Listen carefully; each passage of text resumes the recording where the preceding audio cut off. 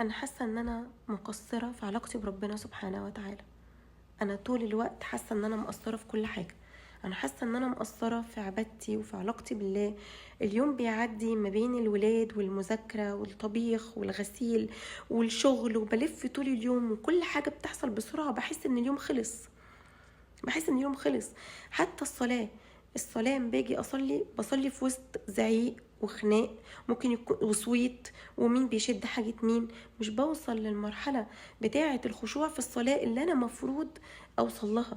80% من الأمهات ده شعورهم وده إحساسهم. تعالى أقول لكم على حديث الرسول صلى الله عليه وسلم: إذا صلت المرأة خمسها وصامت شهرها وحفظت فرجها وأطاعت زوجها قيل ادخلي الجنة من أي أبواب الجنة شئتي.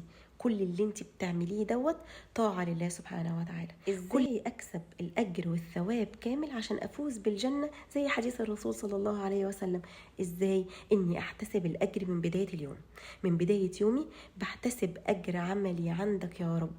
يا رب عملي خالصا لوجهك الكريم. بعمل الأكل، اللهم إني أحتسب أجر إطعام الطعام. بطيع زوجي، بحتسب يا رب أجر إطاعة الزوج. بحتسب أجر رعاية أولادي.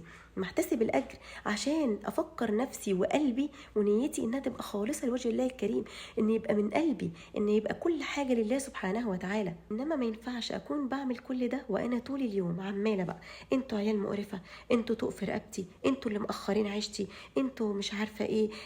زوجي يطلب مني حاجة أقول له ايه القرف ده، مش عارفة الحاجة عندكم اهي، مش أنا الشغالة اللي مش عارفة مين جابها لكم.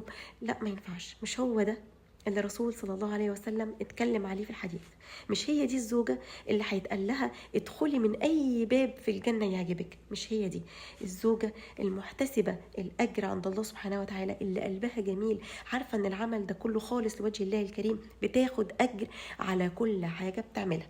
انت بتشتغلي في البيت ومحتسبة الأجر وبتعملي كل حاجة وبتراعي أولادك، وميزان حسناتك حسنات عمالة تتكتب شغالة.